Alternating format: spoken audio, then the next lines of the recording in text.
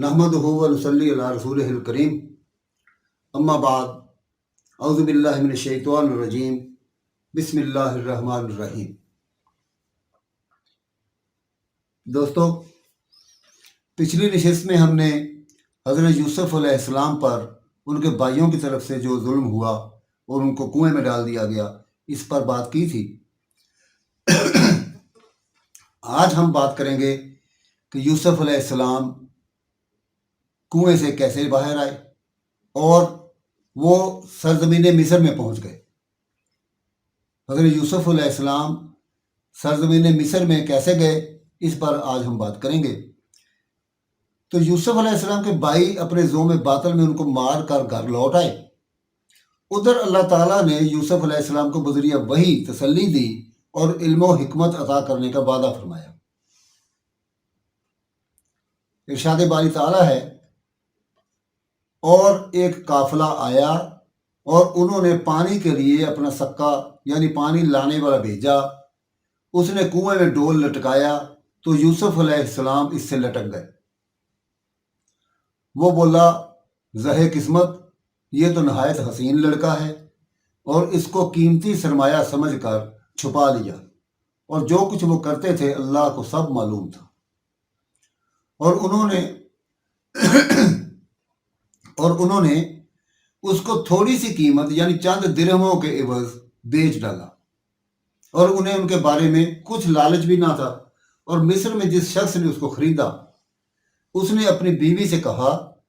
कि इसको इज्जत व इकराम से रखो, बईद नहीं कि ये हमें फ़ायदा दे या हम इसे बेटा बना लें। इस तरह हमने यूसुफ को सरजमीन मिस्र में जगह दी, और गर्ज ये थी कि हम उनको बातों ख्वाबों की ताबीर सिखाएं। और अल्लाह अपने काम पर गालिब है, लेकिन अक्सर लोग नहीं जानते। और जब वो अपनी जवानी को पहुंचे तो हमने उनको दानाई और इल्म बख्शा, और नेकोकारों को हम इसी तरह बदला दिया करते हैं।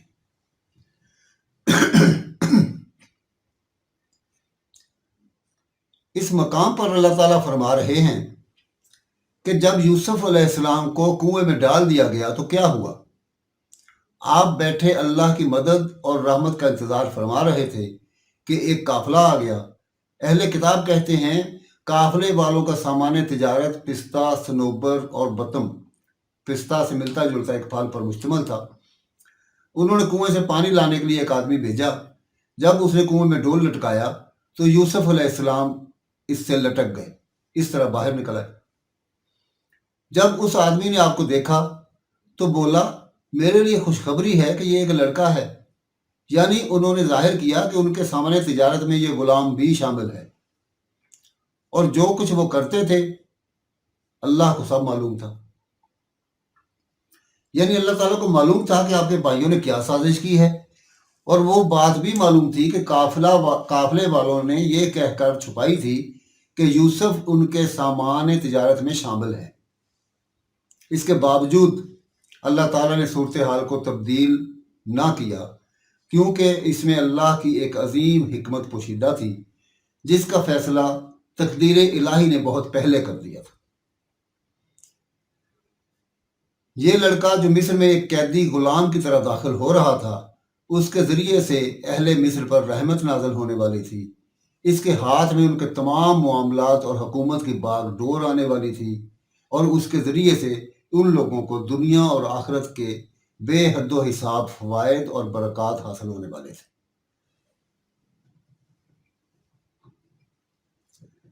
जब यूसुफ अलैहिस्सलाम के भाइयों ने महसूस किया कि काफिले वाले आपको ले गए हैं, तो वो उनसे जा मिले और बोले, ये हमारा गुलाम है जो हमारे पास से भाग गया था। काफिले वालों ने उनसे आपको मामूली कीमत के एवज खरीद लिया, और मिस्र में जिस शख्स ने उसको खरीदा, उसने अपनी बीवी से कहा कि इसको इज्जत व इकराम से रखो, बाईद नहीं कि ये हमें फ़ायदा दे या हम इसे बेटा बना लें। इसका मफहूम ये है कि आप पर अल्लाह के लुत्फ़ और रहमत का इजहार और आप पर इसका एहसान था। अल्लाह ताला आपको बुलंद मनसब का अहल बनाकर दुनिया व आखिरत की भलाई से सरफराज करना चाहता था। اور مصر میں آپ کو خریدنے والا عزیز مصر یعنی شاہ مصر کا وزیر تھا، جو ملک کے خزانوں کے معاملات کا ذمہ دار تھا۔ ارشاد باری تعالیٰ، اور اسی طرح ہم نے یوسف کو سرزمین مصر میں جگہ دی کا مفہوم یہ ہے کہ ہم نے عزیز مصر اور اس کی بیوی کے دل میں یہ بات ڈال کر کہ آپ کی دیکھ بھال اور آپ سے حسن سلوک کریں، آپ کو مصر میں ایک ٹھکانہ مہیا کر دیا اور آپ کو باتوں کی سمجھ اور خوابوں کی تعبیر کا علم عطا فرما دیا۔ یعنی جب وہ کوئی فیصلہ کر لیتا ہے تو اس کے روح عمل آنے کے ایسے اسباب پیدا فرما دیتا ہے جنہیں لوگ سمجھ نہیں سکتے، اس لیے فرمایا اور لیکن اکثر لوگ نہیں جانتے۔ اور جب وہ اپنی جوانی کو پہنچے تو ہم نے ان کو دانائی اور علم بخشا، اور نیکوکاروں کو ہم اسی طرح بدلہ دیا کرتے ہیں۔ اس سے معلوم ہوتا ہے کہ تمام واقعات پختہ کاری اور کامل فہم و فراست کی عمر تک پہنچنے سے پہلے واقع ہو چکے تھے۔ اس سے مراد 40 سال کی عمر ہے، کیونکہ اللہ تعالیٰ اپنے نبیوں پر اسی عمر میں وحی نازل فرماتا ہے۔ ان سب پر درود و سلام ہو۔ یوسف علیہ السلام جوانی کی دہلیز پر پہنچے تو آپ کا حسن و جمال اور مردانہ وجاہت اپنے عروج پر تھی۔ عزیز مصر کی بیوی آپ کے حسن پر فریفتہ ہو گئی اور آپ کو ورگلانے کی سعی حاصل کرنے لگی۔ اللہ تعالیٰ نے اس کے مکر و فریب کو بیان کرتے ہوئے فرمایا، تو جس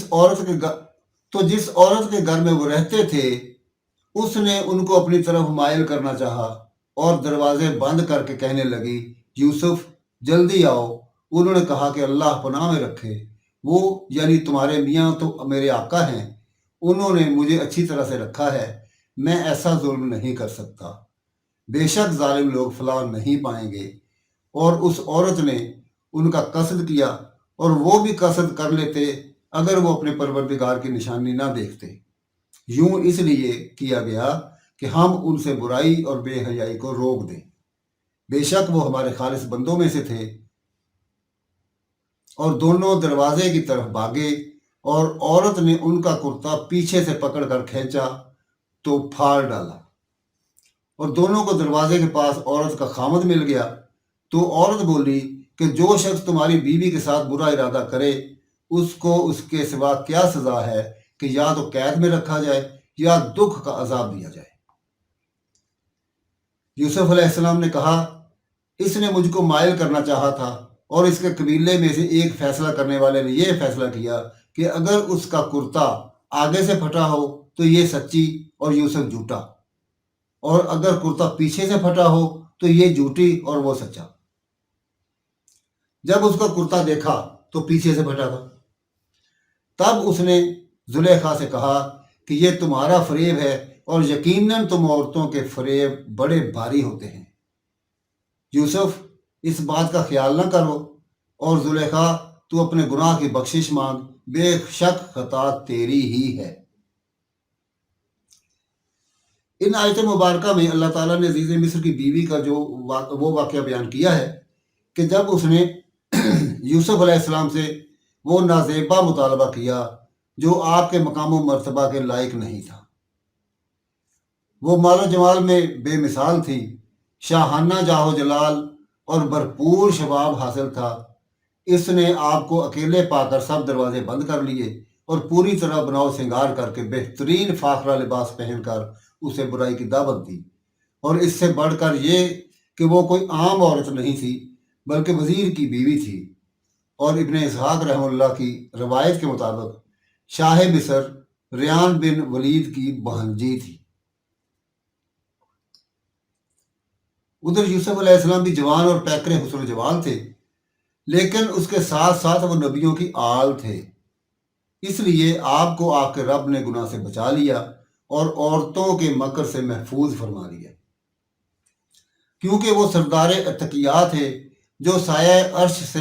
مشرف ہونے والے 7 قسم کے اولیاء میں سے ایک قسم میں شامل تھے، جن کے بارے میں فرمان خاتم الانبیاء صلی اللہ علیہ وآلہ وسلم ہے، 7 قسم کے آدمیوں کو اللہ تعالیٰ اس دن اپنے سائے میں جگہ دے گا، جس دن اس کے سائے کے سوا کوئی سایہ نہیں ہوگا۔ انصاف کرنے والا حکمران، تنہائی میں اللہ کو یاد کر کے اشک بار ہو جانے والا انسان، وہ آدمی جو مسجد سے نکلتا ہے تو واپسی تک اس کا دل وہیں اٹکا رہتا ہے، اللہ کے لیے محبت رکھنے والے دوست جو اسی بنیاد پر ملتے ہیں اور اسی حالت میں ایک دوسرے سے رخصت ہوتے ہیں، وہ آدمی جو صدقہ دیتا ہے تو اس قدر پوشیدہ رکھتا ہے کہ دائیں کے دیے کا بائیں ہاتھ کو پتہ نہیں چلتا، وہ جوان جو اللہ کی عبادت میں جوانی گزارتا ہے، اور وہ مرد جسے کسی صاحب حیثیت اور صاحب جمال عورت نے دعوت گناہ دی تو اس نے کہہ دیا میں تو اللہ سے ڈرتا ہوں، الغرض اس نے آپ کو گناہ کی دعوت دی اور آپ کو آمادہ کرنے کی پوری کوشش کی، لیکن آپ نے فرمایا معاذ اللہ انہ ربی، اللہ کی پناہ وہ میرا مالک ہے، یعنی گھر کا مالک اور تیرا خامد میرا آقا ہے، مجھے اس نے بہت اچھی طرح رکھا ہے، یعنی مجھ پر احسان کیا اور عزت و احترام سے رکھا ہے، بے انصافی کرنے والوں کا بھلا نہیں ہوتا۔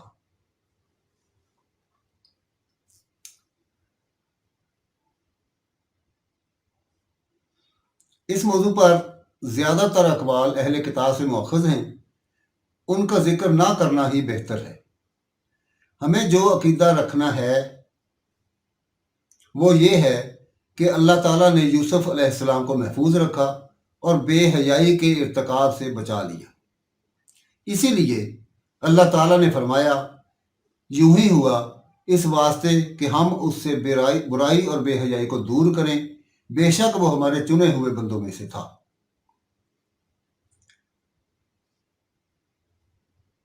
دونوں دروازے کی طرف دوڑے، اس کا مطلب یہ ہے کہ آپ اس سے بچنے کے لیے باہر نکلنے کے ارادے سے دروازے کی طرف دوڑے اور اس نے آپ کا تعاقب کیا، اور دروازے کے پاس ہی عورت کا شوہر دونوں کو مل گیا۔ اس نے بات کرنے میں پہل کی اور اسے آپ کے خلاف بھڑکانے کی کوشش کی، کہنے لگی جو شخص تیری بیوی کے ساتھ برا ارادہ کرے بس اس کی سزا یہی ہے کہ اسے قید میں ڈال دیا جائے یا کوئی اور دردناک سزا دی جائے۔ اس نے آپ پر الزام لگا دیا، حالانکہ قصور خود اس کا تھا۔ اس طرح آپ نے اپنے آپ کو بے گناہ ثابت کرنے کی کوشش کی۔ یوسف علیہ السلام نے فرمایا یہ عورت ہی مجھے پھسلا رہی تھی۔ عورت کے قبیلے کے ایک شخص نے گواہی دی کہ واقعی یوسف علیہ السلام کا کوئی قصور نہیں، ایک قول کے مطابق گواہی دینے والا چھوٹا بچہ تھا جو ابھی گہوارے میں تھا، ایک قول یہ ہے کہ وہ اس کے خامد کتفیر کا رشتہ دار تھا، ایک قول کے مطابق خود اس عورت کا رشتہ دار تھا۔ اس نے کہا کہ اگر اس کا کرتا آگے سے پھٹا ہوا ہو تو عورت سچی ہے اور یوسف جھوٹ بولنے والوں میں سے ہیں، کیونکہ ایسا ہو سکتا ہے کہ یوسف نے اس سے چھیڑ چھاڑ کی ہو اور اس نے انہیں پیچھے ہٹانے کی کوشش کی ہو جس کے نتیجے میں کرتا آگے سے پھٹ گیا ہو، اور اگر اس کا کرتا پیچھے کی جانب سے پھاڑا گیا ہے تو عورت جھوٹی ہے اور یوسف سچا، کیونکہ ہو سکتا ہے کہ وہ اس سے بچنے کے لیے بھاگے ہوں اور اس نے پیچھا کر کے پکڑ لیا ہو جس کی وجہ سے کرتا پھٹ گیا، اور واقعتاً ہوا بھی ایسے ہی تھا۔ خامد نے جو دیکھا کہ یوسف کا کرتا پیٹھ کی جانب سے پھاڑا گیا ہے تو صاف کہہ دیا یہ تم عورتوں کی چال بازی ہے، بے شک تمہاری چال بازی بہت بری ہے، یعنی یہ جو واقعہ پیش آیا ہے یہ تم عورتوں کی چال بازی ہے، تم نے خود ہی اسے ورگلانے کی کوشش کی اور خود ہی اس پر جھوٹا الزام لگا دیا۔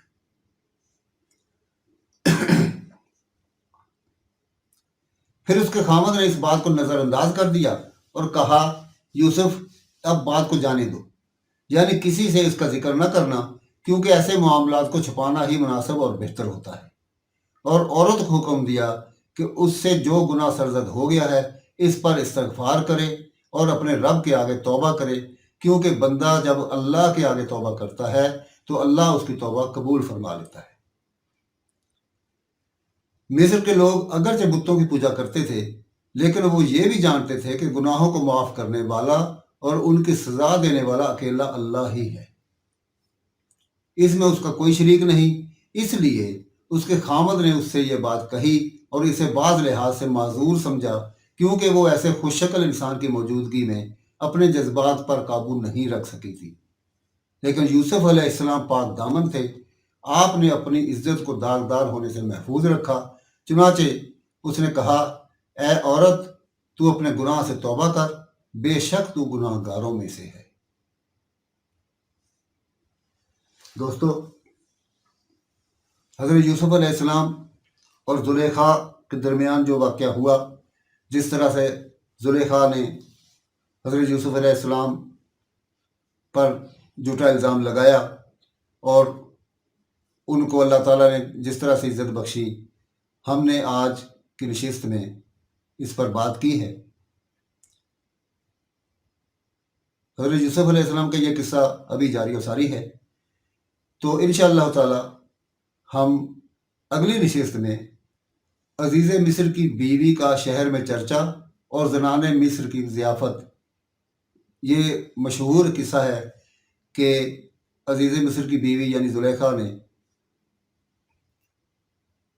مصر کی دوسری عورتوں کو اپنی ایک دعوت پر بلایا اور وہاں پر اپنے آپ کو بے گناہ ثابت کرنے کے لیے اس نے ایک ایسا واقعہ، اس نے